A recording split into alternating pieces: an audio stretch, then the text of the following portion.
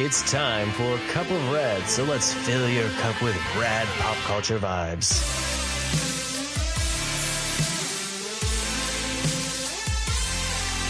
And now your over-caffeinated hosts, Mike and Katie. Hey everyone, it's Mike from Cup of Rad with Katie as always. And this week we're going to talk about Stephen King's It. A couple years ago, it was remade and it blew box office numbers out of the water. The biggest horror movie ever, topping everything. So everyone was chomping at the bit for Chapter 2. And guess what? We are going to be discussing that film today. I liked how they split them up opposed to the old version. I think there was so much more they developed them, which was great. Well, the old one, it was with Tim Curry. It was a miniseries on television. Yes. And then once they put it on VHS, it got turned into what felt like a movie, right? Yeah. So I think that was really great that they were able to split it up and that we were able to see Chapter 2 happen. I was very, very thankful to be able to get that. But we will discuss Chapter 2 later on, so keep your ears peeled for our review. We're going to talk a bit about It and Pennywise. And for myself, it was something that was always in my wheelhouse because, you know... It's you. Going to the VHS store and seeing that there's a clown and it's in the horror section. How fantastic is that? Well, you read the novel as well, too, right? Well, my first introduction, of course, was the Tim Curry movie before the novel. Because the novel itself is a daunting task. It's over 1,000 pages long, 1,200 or something like that. So being able to see that, the funny thing for me was that movie was never a horror movie to me. Yeah.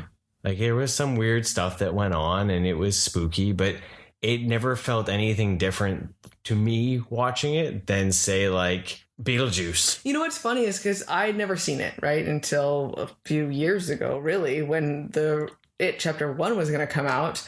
And I was like, I guess I should watch this. Well, I always thought it was funny, though, because you were like, I love Tim Curry. And I was like, have you seen it? And you're like, no. It's a horror movie. Of course I hadn't seen it, And yet it's no different than like some of I used to watch like serial killer movies and things like that. And I'm like, that was great. But for some reason, it was not okay. And then watching it, I was like, this is like almost hilarious. Right?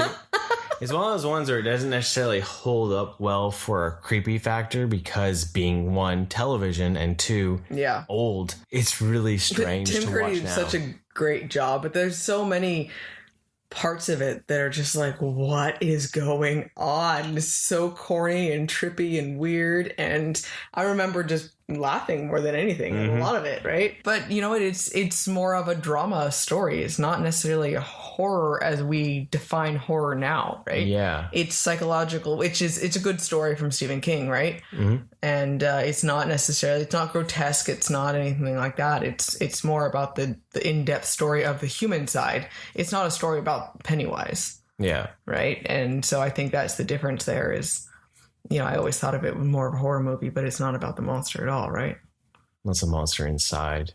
Yeah, it's fear, and it's fear, right? I mean, I think that's one of our best ways to tell a story is, and I think same with like Freddy Krueger. I mean, it's that same concept. That's what makes him a monster is our own fears, right? It's our externalizing the fear that we feel. Exactly. Creating a big bad guy for it.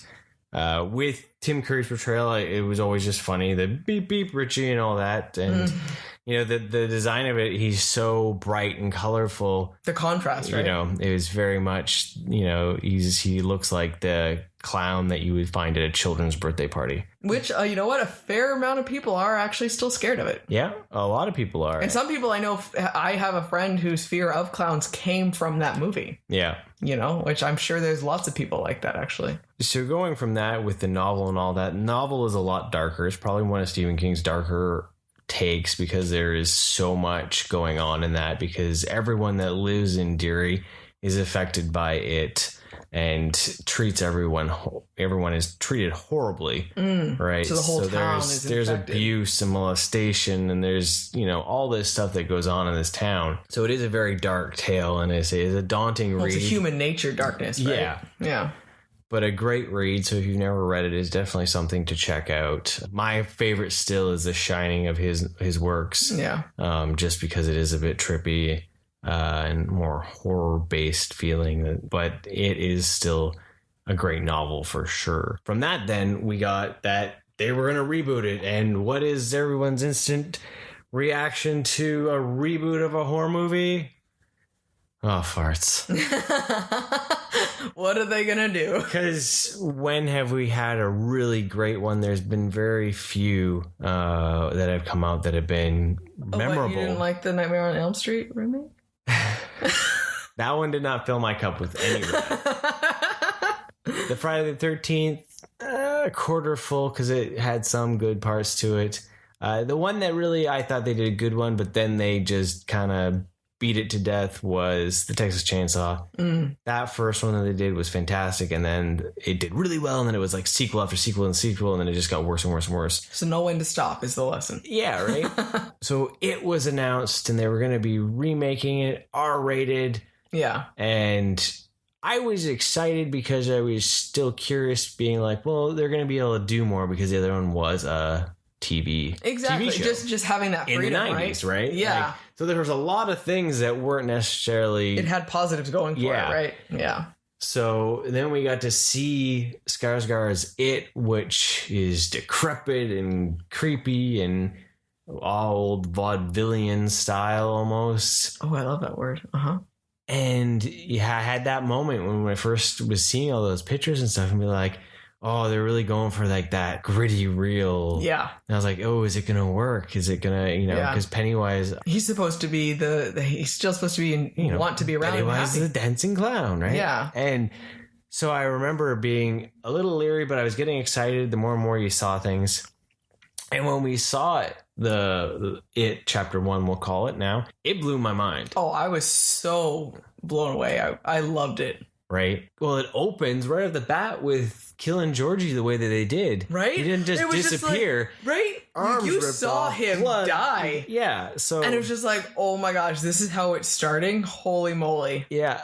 And it just followed, and everything that was brought to the table for that movie, it was like taking like the Goonies or like something that Spielberg produced in the 80s, putting an R rating on it. Yes. It was like it hit all those nostalgia points while bringing stuff from the novel that we hadn't seen before and still crafting a tale with it that was complete, which was awesome. They did such a good job of casting as well. The actors did such a good job of portraying these characters and having them develop over this one period of movie. And you really cared about all of them. It wasn't just like, well, one stood out way more than the other.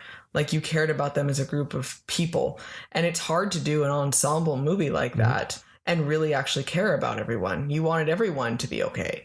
And they just did such a fantastic job of the darkness with them and dealing with Pennywise. And he was creepy. Yeah. And with the story itself, it's not your traditional horror movie like you mentioned earlier. Yeah. It's not a slasher and all that. So there's a lot of people that do find the movie boring, but that's the beauty with horror. I believe that horror has many levels. You have different things within it that people find scary, and that's why the genre is so large.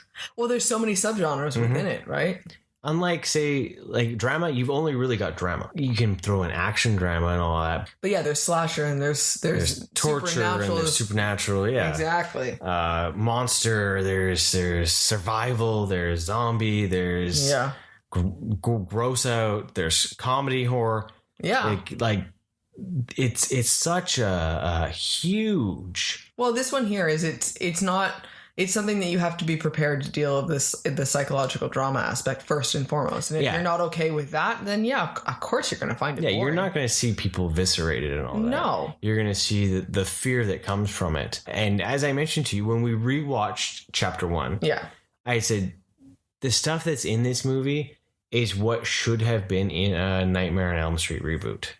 Yes. Right? The fact that, he's popping up and he's terrorizing them to be afraid. But with that, they just kind of went more with the more gore. Yeah. And there wasn't so much of like the trippy stuff that could be done with the effects of today. Well, like I loved, for example, for Chapter 1 there was Stanley. He wasn't really showing, Pennywise himself wasn't showing up. His fear was being projected more as the creepy lady in the portrait.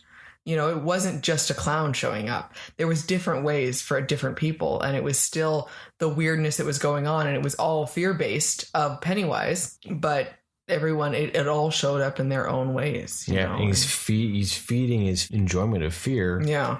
Through what they are scared of, and he just manipulates it. Exactly. Right? Which was well, and then awesome. And also too, the whole concept is that when you get them mad at each other, then they're separate, and then you're powerless, you know. And that's a common theme in a lot of stories, is that people together can do wonderful, powerful things. People broken apart are weak. Yeah. Right. And I think that's a really impressive subject, and the concept of a bond and a friendship and a family that you can create.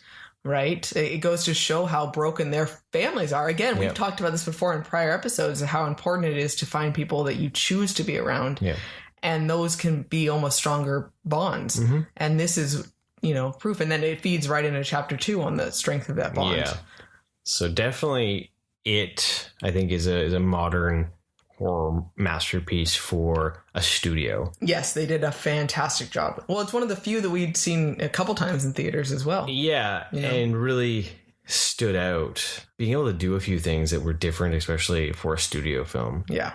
You know, with doing some of the trippiness and the one of my favorite scenes was when they get down to the cave there, and he's in the little like curtained stage area, and he's starting to dance, and his head is staying still, and the rest of his body starts shaking around.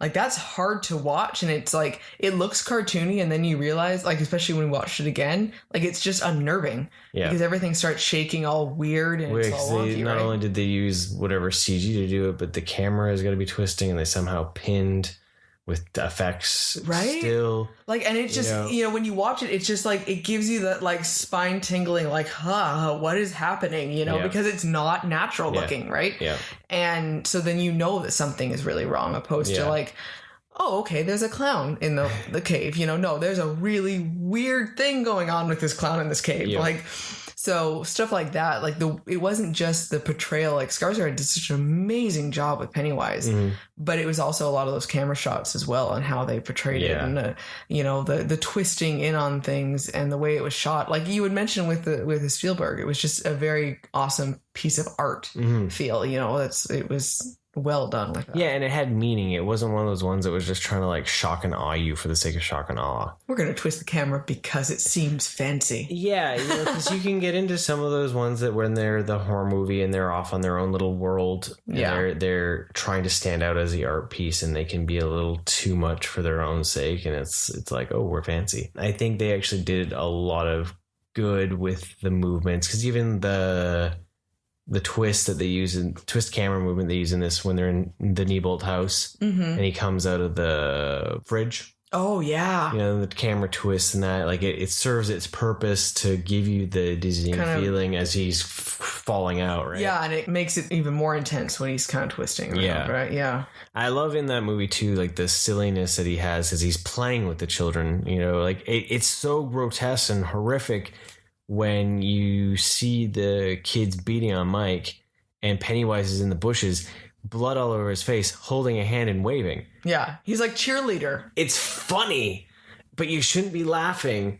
But it's like, because he looks so happy and playful. Right? So. Well, yeah, because then he acts like, well, why aren't you playing with me? Yeah. I just want to play with you. Yeah. And it's like a child throwing a temper tantrum of, you know, why aren't you doing what I want to do? Yeah. And that's its own level of creepy, right? With that, I guess we're going to go into chapter 2. Yeah. So 27 years later, Pennywise comes back. Like the cycle says. Right? Keeps going. So we got to see chapter 2. What is your initial thoughts? My initial thought is I loved it. From beginning to end, I was just super enthralled with it. I really cared about the whole development. You know, for a long movie that it didn't feel like, oh my gosh, it's dragging on and on and on. And I just think they did an amazing job. And I want to go watch it again because it was just such a well-crafted story and a well-portrayed story. Cool. Right on. No. It's good to know. I loved it too. Yeah, I thought it was well done. Everything about the direction that was in there, it was just fantastic. I never once felt like a lot of reviewers it was too long and could have been cut. Yeah. You've got a 1,200-page book. There's lots to deal. You're ending up with a 5-hour movie if you put the two together. That's not that long. No. When you think about it, should there be bouts of drama and moments where maybe it does feel a little long? Yes, because I believe, and I'm going on what I saw though, is it feels, you almost feel like you're in the shoes of those characters. Yeah. In some of those moments where you're like, okay, we should be moving, but it's not moving because they don't know what to do. Yeah. And they're panicking. And I think it's a very human, real feeling, because that's what we do. We don't always move with the speed of like, oh, I can get this done. They weren't running on adrenaline the whole time. It was just, wow, this is horrible and overwhelming, and overwhelming makes you feel like you're stuck. Yeah. So it fit the feel of the movie for sure, and the story. Yeah. And I think that was something that I feel came across in the filming. Well, because it gave you an unease. And it's a better satisfaction for the ending when it does come around, that it was worked for and it was real feeling. It wasn't just like, oh, gosh darn, that was easy. It was the land baron the entire time. Exactly. Holy jinkies. What you're saying too, though, is that, from opposed to the novel, you said the whole town is really infected with it. You get a sense of that, but it's not specifically talked about of anything other than their little bubble of characters. Well, so there's still plenty that's not there. Well, right? There's tons of stuff that isn't even in the movies at all. Right. So we could have gotten a 3 or 4-parter if they really had wanted to do everything down to a T, correct? And of course, then that would have been drawn out and boring and unnecessary, because then go read the novel if you want any more detail, right? But I really enjoyed it. I was very happy to see it. Yeah, I liked it. It was a well-worthy sequel. Standout of the movie was Bill Hader. I love Bill Hader anyway. Love him. And he did absolutely phenomenal job.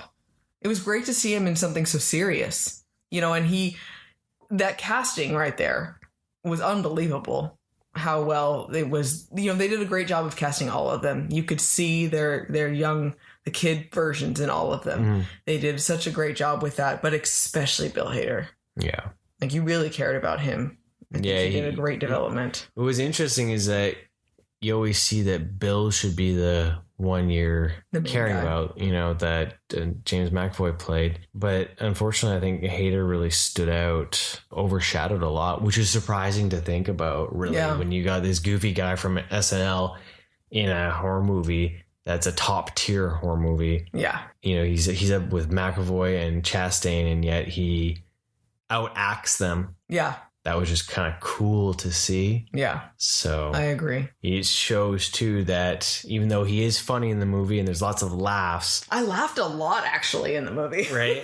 That I think a lot of people overlook comedians for their delivery of things. But I think because comedians can look at things from a different way, they can also respond to things a different way. Mm-hmm. Right. So I think. Well, you know what? I think anyone who is a good comedian, like I think Bill Hader is, that you have a dark and twisty side as well.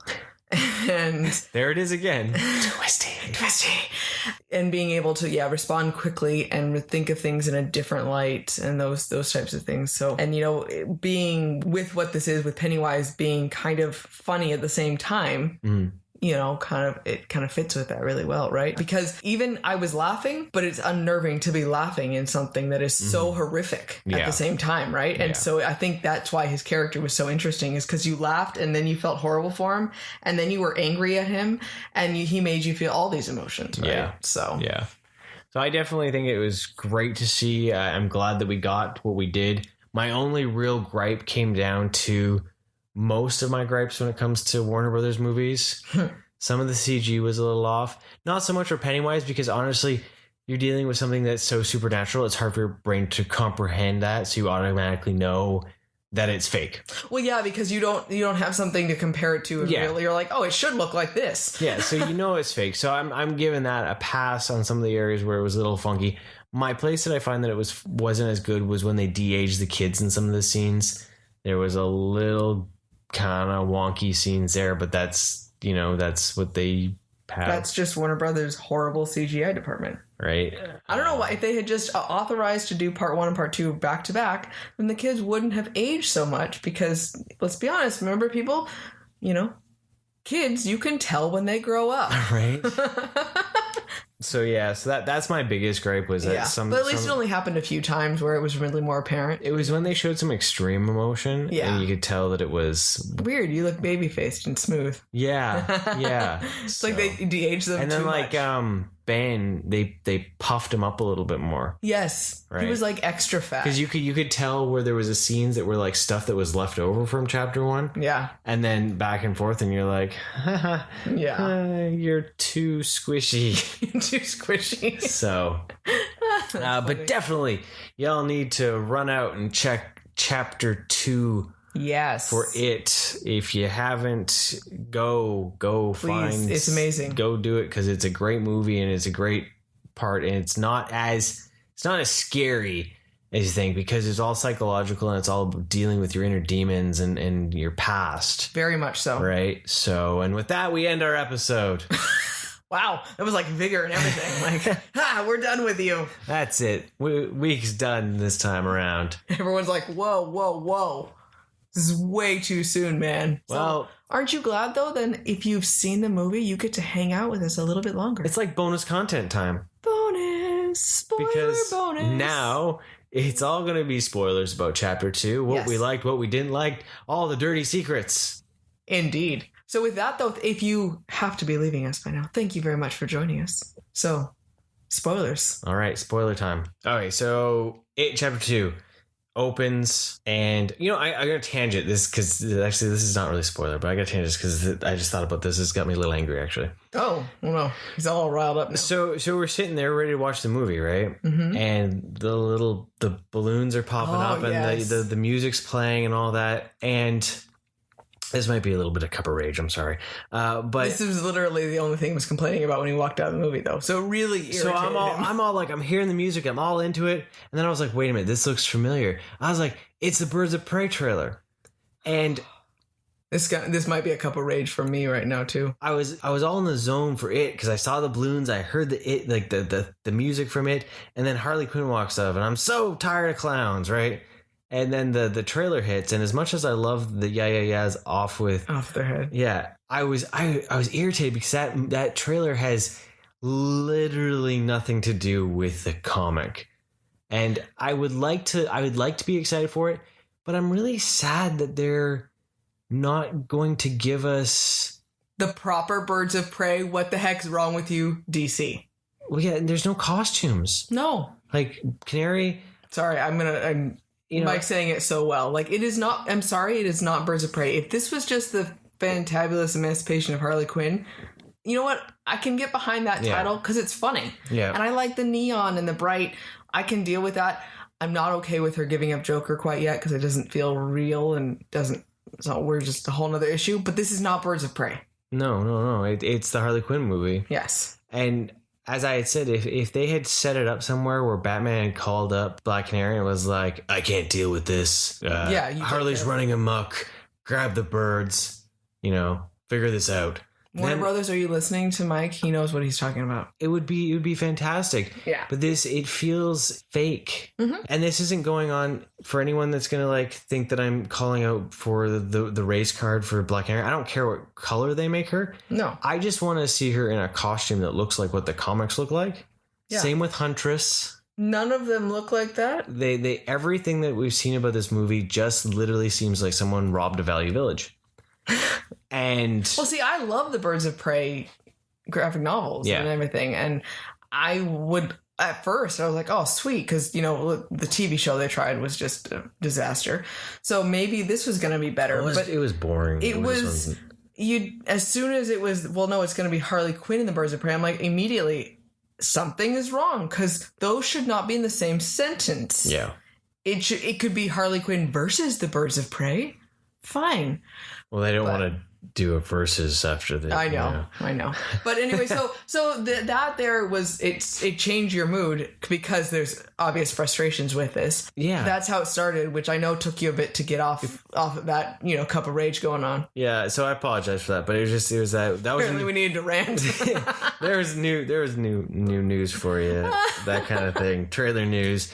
But anyways, back to our it opens and yay, the balloons come up and yes, it's the music, the creepy children are there, and we get to and we open on Deary, and that opening scene was really hard to watch. I had a very hard time with it. It really set the tone for what the movie was. We got to see a couple get beaten by a group of thugs, and the couple happened to be gay, and it was really brutal. And I don't know if we've really seen a battle. Not a battle, just a beat down like that for a while. Yeah, that really felt that raw. Well, because it was so brutal in itself. Plus, being a hate crime. Yes, it was just so over the top, and it just felt so horribly sad for them. Yeah. It was awful, and it sucks that there's people in the world that have to deal with that, right? And it's that reminder that we're not better people in a lot of cases, in a lot of places. Yeah. Especially when we have those angry moments and all that. So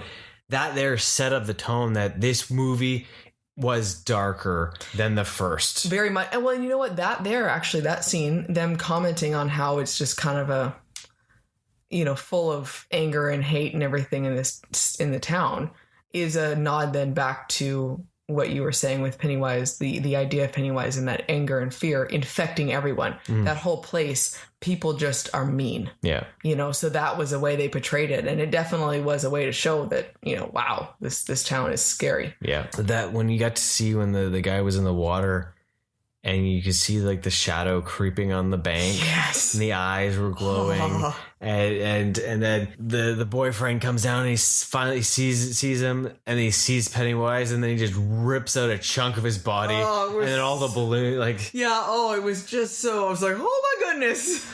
And that was fantastic because it went from a movie chapter 1 that didn't have a lot of that gore. Mm-hmm. Right, because there already really came from the language from the kids. Yeah, less about the actual gore, and then all of a sudden we see this, and it's like we switch gears. We are now definitely grown up. Well, and I love how Mike finds out that Pennywise is returned. Yeah, picking the balloon off the bushes and everything like that, and just that reminder that as much as he can kind of just show up, he still leaves almost like a hallucination. Mm-hmm. He still leaves very tangible evidence that he's there. Yeah, home. Yeah. Oh, yeah. That's just that was a good start. So right. So then he starts calling everyone, and you get to find out. It was interesting to then see all their different places that they have. So they all left Deary. Their lives, right? So, Mike's the only one that stayed, and he starts by calling Bill. Yeah. And he's played by McAvoy, and he's become a writer. Yeah. He's basically Stephen King. Yeah. Who can't write good endings, of course. Right. Well, that's always a joke for a lot of people because a lot of people don't like his endings, right? Yeah. Because a lot of his endings are dark and dreary. Yeah. Right. And that's the idea that that's probably where his endings were running in the idea. Yeah. Okay. Right. Because then again, because I've only read one Stephen King novel. And that was, what's funny is I read Firestarter, and that was actually one of the first novels I had read ever. It was Jurassic Park and Firestarter. And then I apparently never wanted to read any other Stephen King because it was like, this is an action movie. The rest of them are an action book. The rest of them are scary horror movies. Why would I want to read those? So. Yeah, you're missing out on some great tales. Right? I don't know why. I mean, I haven't now. With your twistiness that you actually have. Right? Like, I'm a dark and creepy. I like those stories. So, like... Why have I not read those? Like, I don't get it. I think some of his books are daunting because they're so long. Yeah, that's probably it. I mean, I balance so many novels back and forth, right? So it's like tossing a phone book down sometimes. Yeah. What? Bam. What are you reading? I don't know. The Bible of King. It's longer than anything. That's funny. But so he calls everyone up. He gets Bill on the line, and you see that he's working on a movie. Then from that, it was Eddie. Yeah, so it was interesting to see how their lives, they were out of that town, but they still weren't really happy people. Yeah. The same issues are still following us. Yeah. As they would in real life. They had a messed up childhood. And it's creepy that Eddie was married to basically his mom. It was the same actress. It was the same actress? Yeah. Okay, well, no wonder I really was like, oh my gosh, he married his mom. Yeah.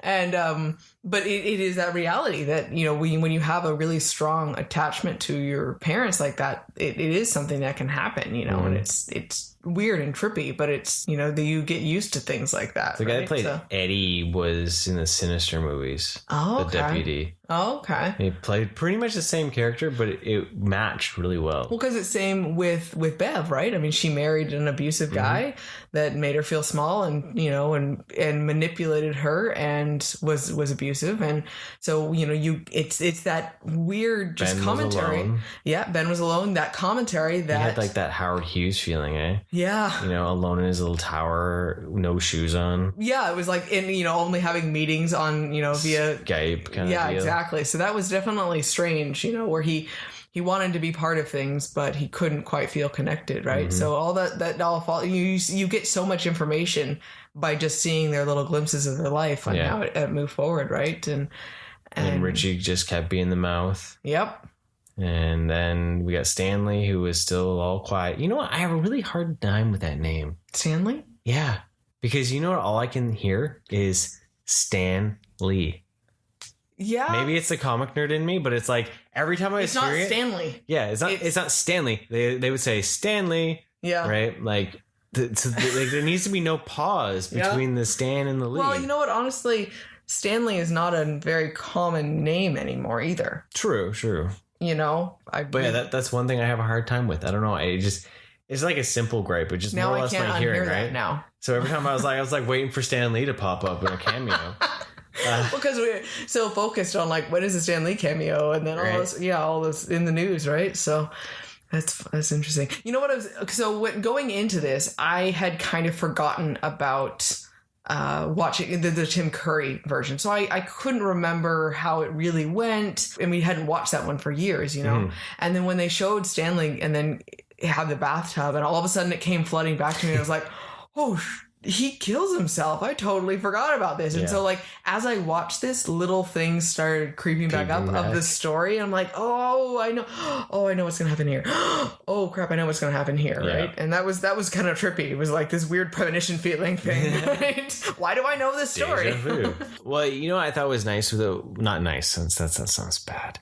But with his suicide is how they showed it. Yeah. It was very skillfully done with the fact that they didn't actually show him cutting himself. Yeah. They showed the original where he gets the cut, but this time they made the cut worse. Yes. Right. It was deeper. The glass cuts there. Oh, and it deeper, was right? chilling. And that's that idea of using it in a way to tell a story that was different. And even for him too, almost on a psychological, it was representing how much that cut to his soul feel. You think about that as a representation of not just a physical wound, but an emotional, deep wound that was there forever, right? Yeah, that was really artfully, tastefully done for what it was, for sure. Yeah. I loved when they did get back together. It was like that weird sense that they were totally comfortable, but then when they're talking, they couldn't really remember each other. Like, that was just trippy. Yeah. It was hard to wrap my head around that concept, right? Because they all forgot everything until they got the phone call, and then all and it's like this gut reaction. Well, I liked with Bill's where all of a sudden his hand hurt. Yeah. Like, it was an interesting concept of the way of our brains and how they can make these barricades to things. To protect us. Yeah. And it's so, like, I love all that psychological stuff, and then all of a sudden that connection with his hand, it's like that wall just had all of a sudden got hit with a hammer, and it's like it hit his hand, and like, I think that was just so cool. So well done with that. I'm all excited. And then we got the eatery scene, and I love how trippy and weird they made that with the fortune cookies popping open. Were just creepy. The weird baby face like scorpion thing. What the? Yeah, sorry. That was disturbing. So disturbing. And I was like, oh my gosh, what is happening right now? And see, that's the one thing that I loved about this film, though, was the fact that being a mainstream movie, they allowed them to get trippy. Yes. Because it easily could have just been regular bugs that came out of it, even too, right? But that was like that. The eyeball that was crawling and the bat thing and everything. Like they allowed them to get trippy, and in a lot of scenes, not just that, but in some other scenes, which I thought was really great. I love when they show the waitress comes back in there and there's nothing going on, and it's just like I'm just gonna turn around and leave. Right. But yeah, I think they did a good job of showing all the actors of the reactions of how they would have really been, where it's like, I knew I had to come back here. I didn't know why I had to come back here, but nope, I'm done. I'm out. Yep. I can't do this. I don't owe anything to anyone. Like, this is so beyond what I signed up for. Mm-hmm. And yeah, I really enjoyed that. What were some of the other scenes that you really enjoyed? Well, okay, so scare-wise, I still jump scare. Like, I'm not like immune to that. You just sit there like a robot. But no, there's movies that did. This one just didn't get me. I know, like you did. Okay, so I can jump scare a decent amount, but I jumped so bad on this one scene that I was laughing at myself for a good while afterwards because I couldn't believe how badly I had jumped. So Richie sitting in the park and the Paul Bunyan statue coming to life. Not only did I like push back in my chair, I felt like I was going to climb up into it. And that is not a normal reaction for me. Yeah, so seeing that Paul Bunyan, like this, 12-foot tall statue or 20-foot tall statue or whatever it was. 12-foot. You were not. No, it's like 30 feet tall. His statue. He was tiny. He was a little guy. I could fight him. He. It's the weird like newbie Canadian that came out of there. Anyways. Paul Bunyan, take him on. He had his little pike thing, but he had the nasty like huge pointy teeth. That's what it was. You were thinking it was a killer bunny. It was the killer bunny, man. Oh my goodness. But yeah, I seriously, I was going to climb up in my seat. I was just hysterical of myself. I was like, oh my gosh, I can't believe that I jumped so bad. Yeah. That was the worst one. There was another one that I jumped pretty bad for, and I can't remember now what it was. But there was those few of those jump scares really got me. But I mean, I calmed down. It wasn't like creepy. It was Bev's.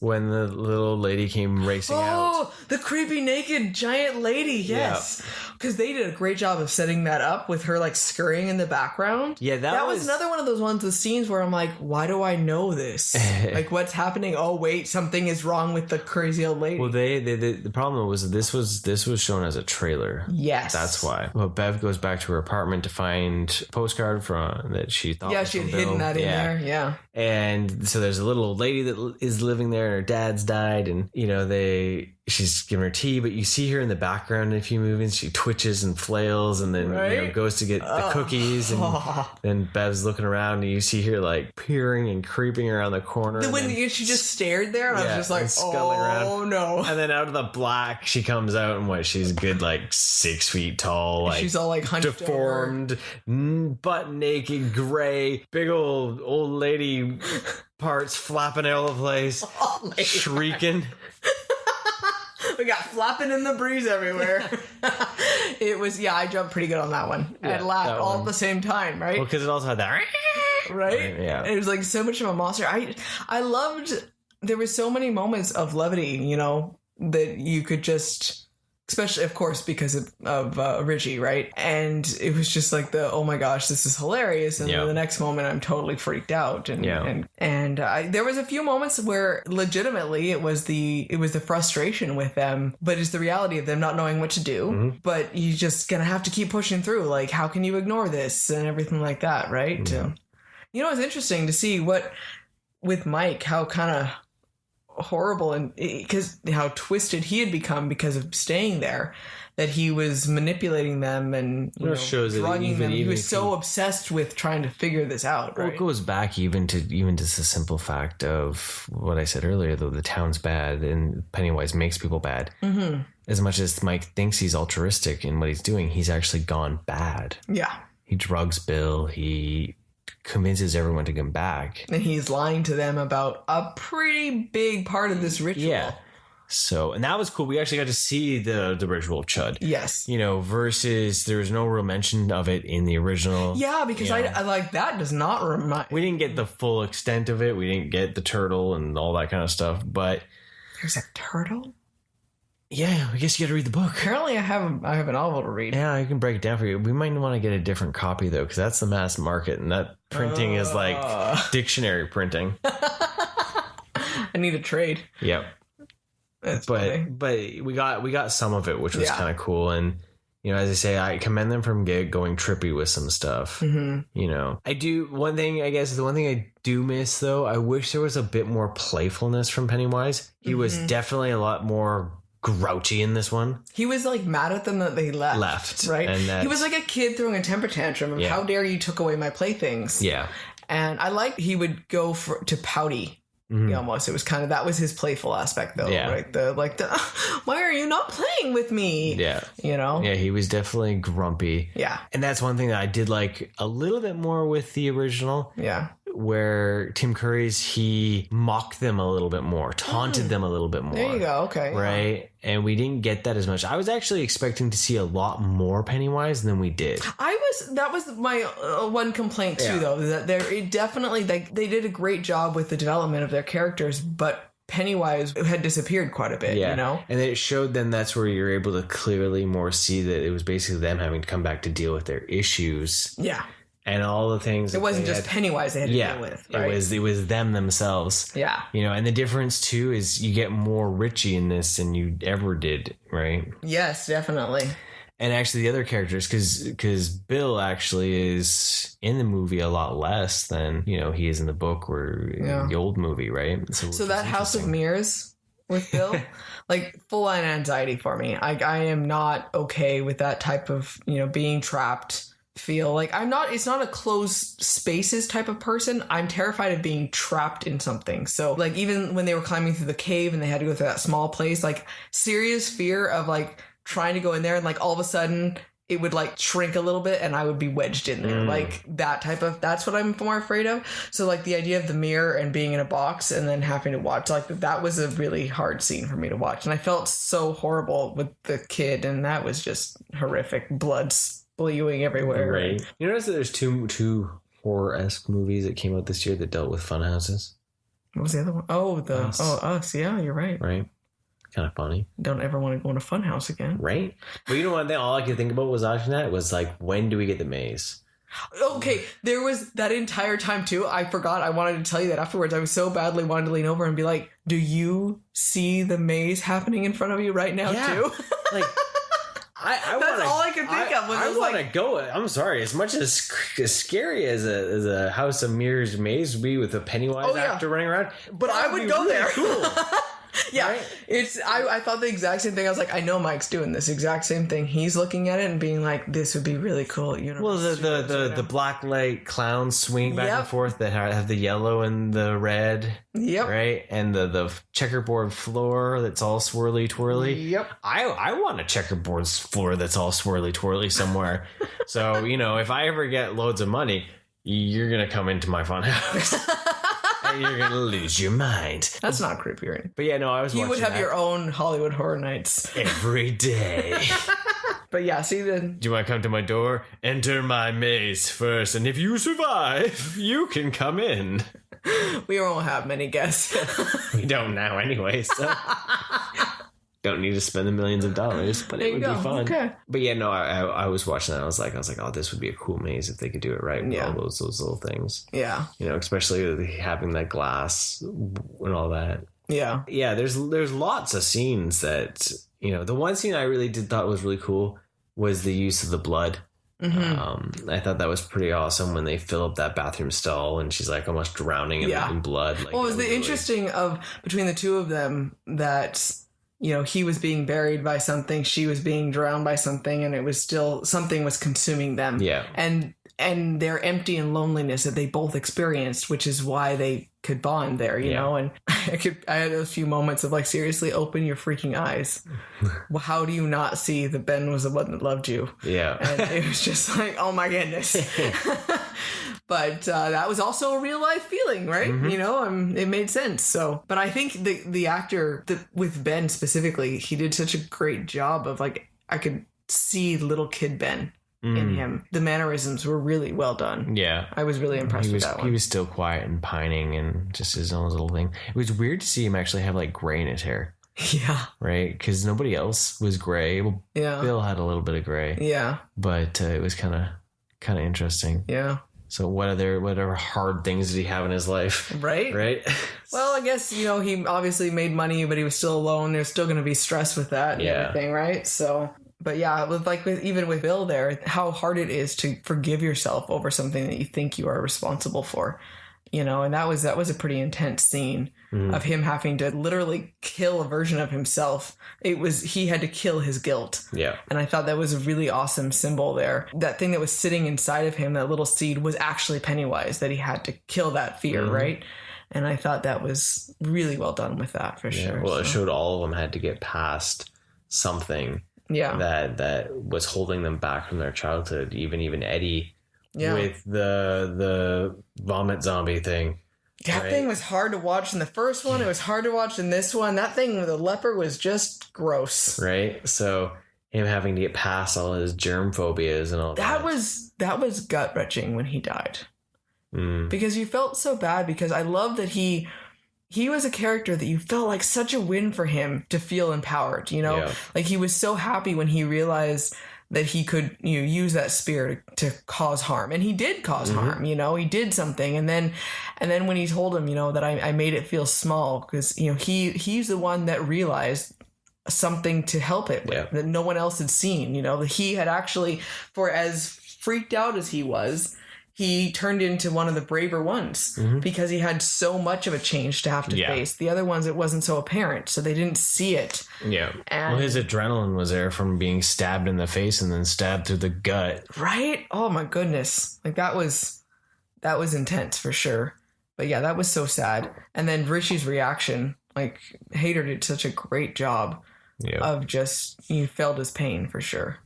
So, well, it's sad to see that he had always just been pining for Eddie all those years, right? Like that was something I didn't expect that at all, right? Well, because it's not in the old movie. Yeah, you're not getting any of that in that realm, so you're getting a different facet. Yeah, right. So, like when I remember when I realized it, I was like, oh, that's what's going on with him. And then it goes back to seeing all how, you know, the idea of him handling himself and his jokes and his all that, he's just covering up to make himself seem more masculine than he really is. Yeah, it's that pushing out that awkwardness, and it's like, how could you possibly think that about me because I'm like this, you know? I'm a manly man. Yep. Yeah. So it was that was a pretty good scene. It was hard to watch. Yeah. You know, that feeling and all that, but it was great to see when he finally did help with vanquishing Pennywise. Yeah. He just came in and just tore off the spear. Right. Right. So that was really trippy when he had the dead lights. Oh yeah, and Richie when he saw the dead lights. Oh, that's not what you're gonna start saying? We'll do that one first there. I know. You go ahead and say what you loved about that. Well, because I thought it was amazing editing and acting to pieces together, but when Richie comes out and he's yelling at Pennywise and all that to get his attention, and then he turns and the deadlights hit him, and Hader just goes ragdoll, right? But standing ragdoll, like his knees kick in. It was the weirdest and his shoulders slump, like he looked like a marionette had just you just let go. And I thought that was really trippy. Yeah, like.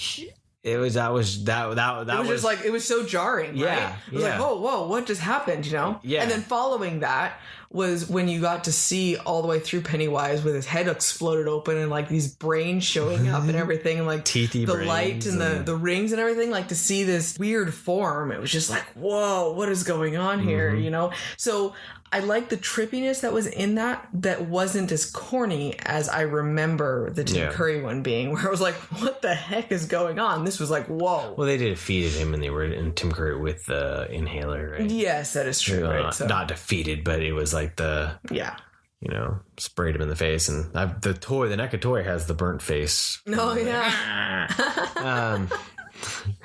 But the one thing though with that scene though that was a little hard was I'm not affected by strobe lights usually, but there was a lot of strobing, so full on expect there to be a warning about strobe lights. I guess we should have said that was something that she viewed from before, because obviously you already know that there's lights. And, you know, it's got to be up there. It's going to show up at all the theaters because if we had a hard time with it. Yeah. Well, it was the House of the Mirror, right? That was a lot of strobe. That was the worst part. Those were pretty intense. But yeah, then it was a ride, man. It was a ride. No, it was a really good movie. It was really set up really nicely. I honestly can't wait to be able to watch them back to back. I am so happy that Bev and Ben, their love actually saved them from the drowning of things. Look at that. I was okay with some romance because it wasn't full on romance. It was the only scene that really bugged me was when they were underwater and they were kissing at the very end. That really bothered me because I looked over at you. I'm like, how do you do that? That's like a waste of oxygen. I would like to know how you kiss like that underwater. Well, movie magic. Yeah, it's not okay. There you go. See, I can be angry about some sort of something. I wasn't looking to get you angry about it. No, I know. Like, that's one of those. That was. I was happy with them realizing that, with her realizing that, Ben was actually the one that loved her. Yeah. With that. Yeah, the kissing underwater thing is so not real at all, and it was not okay. But a killer clown is completely believable. From outer space. Cosmic dimensional killer clown, totally okay, man. No, because that is its own little realm of things, but kissing underwater is still human beings and water, so because it's its own thing. Its own thing. Told you I'd bring it back. You would. You brought it back. You got another 8 more episodes to But yeah, no, I really, it's minimal gripes about the movie, not enough to do anything. I really can't wait to watch it back to back. I'm curious to see if they'll put it together as one movie. Yeah. That would be kind of cool. Just it. So we need to wait a little while. We can't just rush out and buy chapter 2 when it comes out and just see what happens. No, it's not happening. We're just going to buy it. Yeah, see? Because, okay. Check it. You just said check it? Wicked. Check it. They did say that there was going to be another edition of it, and we hummed and hawed chapter 1 over not buying the first one, and then we said no, it's been too long, we're just gonna buy it. Yeah. And we bought it, and they still haven't brought out that mystical director's cut of chapter 1, so we just need to just go for it. So we just buy, and then you know what, we can double buy. We can put it, we can just watch them back to back. It's not acceptable. It's not gonna be all. You know how hard it is for us to watch just one movie a night? You think we can watch 5 hours of movie in one night? Let's be honest. We're going to have to break it up no matter what. So this way we don't have to pause and find the spot again. We just have to put the other disc in. Touche. Yes. Touche. Yeah. Okay. But you never know. Well, maybe they'll bring out the 7-hour cut. Maybe they will. The 24-hour cut. Yeah. 1,200 pages of movie on screen. Every moment. No. Anyways, I don't know where I'm going here. We need to wrap this up, don't we?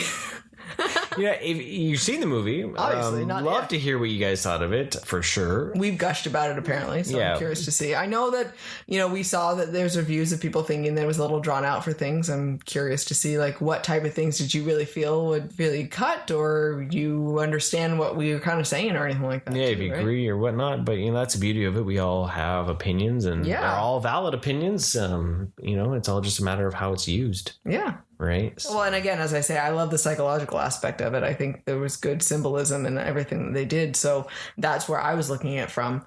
as a psychological drama, right? Yep. And it's all how you look at it, right? So exactly. So yeah, that was it. Chapter 2. Dun, dun, dun. It was the first new movie we've reviewed in a while. It was funny. The other day, me and Kiddo were at the grocery store, and he saw Lucky Charms, and he was like, "There's a special red balloon marshmallow in here." He's like, "Mom, that's creepy." And I said, "Yeah, it's the Pennywise dancing clown Lucky Charms." He's like, no, not okay." I was like, it's a weird timing, Lucky Charms, to be putting red balloons in your cereal. Like, that is fantastic, though. It's almost worthy to get, right? Speaking of things, the darndest things the kids say. Oh goodness, we got to end it with this, huh? Yeah, because this is amazing. So we've had a lot of temperature fluctuations here. Yes. It's been hot and humid, and then cold and humid, and then hot and dry, and then rainy and humid, and it's gone back and forth. So we got home today, and there was a banana on the counter. Because our bananas have been ripening way too quickly in the house. And I was like, I need to have a banana. I need to eat something. I go over there, and I was like, grab this banana. I was like, oh no, this one's too squishy. So I hadn't put it in the green bin yet, and Kiddo came up and he wanted to wrestle with me, and I flopped the banana towards him. So anyways, instead of telling you what the story would happen, I'm going to go right to what he went and told his mother. So he comes upstairs to me because I heard them screaming about it. He's like screaming about a banana. I'm like, what is going on? He goes and tells me that Dad hit me with a sloppy banana. And then I judo chopped it. Being karate. And broke open. And it tried to juice on it. Banana juice on me. And I'm like, I was just hysterical. I was like, first off, you hit me with a sloppy banana. I was like, that is one of the greatest sentences ever. And then it just got worse by, I hit it and then it juiced on me. Yep. Like, oh my goodness.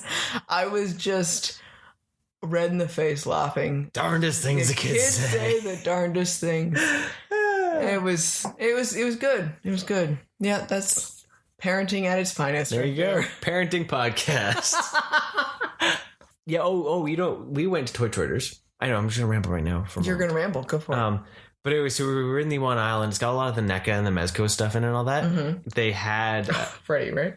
We were looking at. They had Living Dead dolls from Mezco. Yes, and they've got the Grady twins from The Shining. Yes, and it was like, oh my god, this is the greatest thing ever. I want to get this. And then we found that they talk too, right? they talk and they say, "Stay with us forever," and their music's played and all this kind of stuff. And Kiddo's sitting there, he's like, nah, dude, that's creepy. Yeah. That is creepy. I was like, okay, but I was like, I kind of still want to get this because it's amazing. Right. And then I look down, and what do I see? I see a Living Dead doll, Freddy. And I pick it up, and I was like, what do you think of this? He's like, it's kind of cute. We're like, do you want to take it home? No. Now that I look at it, it's kind of creepy. So then because he's never been a fan of things that make noise. Yeah. Right. And there was a Pennywise there. And I was like, you want me to, it says I talk. And I'm like, you want to see what this thing does? No. And he toddles off and goes plays with a yo-yo. Yeah. So he's not there yet. Well, in context, he also freaks out when Elmo talks to him. Because we're awesome parents and all. That was one of our best things if we were... Hey, right now, see, it's still part of it. We're talking about fears. See? Well, okay, all connects to... It all helped. Like, okay, we were walking through Toys R Us, and it's like he didn't want to keep moving, and he's crying and whining about leaving a certain area. We would just go and get Tickle Me Elmo doll. That kid, he was terrified of Tickle Me Elmo. And... let's throw this into context. We've never had a Tickle Me Elmo.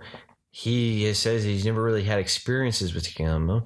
He refused to watch Sesame Street or really Muppets in any form because the puppets scared him. But yet he likes puppets, just not Elmo. He's also okay with all, and has always been from 6 months old, the giant characters at Disneyland. Yeah.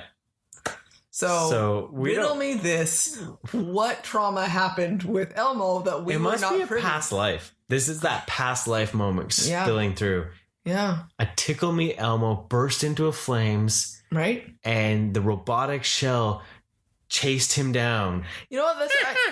You know what? I should almost ask his original babysitter, like when he first went to daycare type thing. Oh. I don't know, because she has a son who's slightly older than him. Like, was there an Elmo there at her house? But she never told me that there was any sort of problem.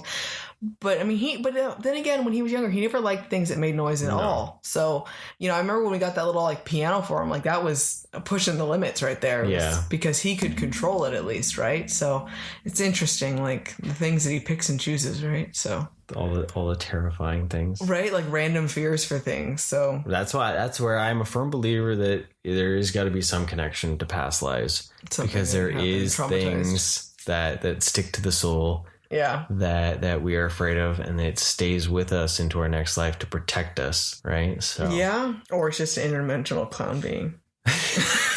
Or it's just Elmo. Elmo is actually Pennywise. Way to freak kiddo out, eh? Oh no. Can we have Elmo the dancing clown? Just gotta put a red balloon in an Elmo toy. Oh, it's happening. I'm so mean. Well, Halloween's coming, so it's time to be spooky. Nice. Okay, so next week we've got Batman 80. Oh, yeah. And then we're going to, hopefully, as long as schooling permits, we're going to start our prequel watching of Star Wars. And it's going to be Star Wars. More Star Wars than Star Wars. Well, yeah, we have about 3 episodes probably of Star Wars, but before the new one comes out. Batman, we got a movie, 2 movies to watch for Batman. Yeah, and then we're still we're not sure about Joker. We might go see that one. Yeah. Oddly enough, this is what I find is funny, is that Warner Brothers is dropping Killer Clown movie, rated R, October, Killer Clown movie, rated R, and then now this is not a Killer Clown movie, but it ties back to it because of Stephen King. November, the first weekend of November, is a Stephen King movie, Dr. Sleep. Yeah. So like rated R. Right. So it's like Warner Brothers is trying to take back the theater with that type of genre. Yeah. Right. Yeah. So I just thought it was interesting. It's a random Mike thought. This has been random Mike thought for the podcast. So we got lots going on. Thank you to everyone that's listening. Yeah. Thanks for sticking around. And we do have our 1-year anniversary is coming up. It is. So I'm hoping to maybe do some kind of giveaway. We'll tell you sometime. Closer to the 1 year. Maybe. There we go. We'll see. Well, that was like show nonchalant. Whatever. Like, shh. Whatever. Well, thanks for joining us, everyone. Stay rad. Have a wonderful day. Thank you for listening. Want more rad content? Follow us on Facebook, Instagram, and Twitter. And don't forget to subscribe, rate us, and leave us a review. And remember, be excellent to each other and party on, dudes!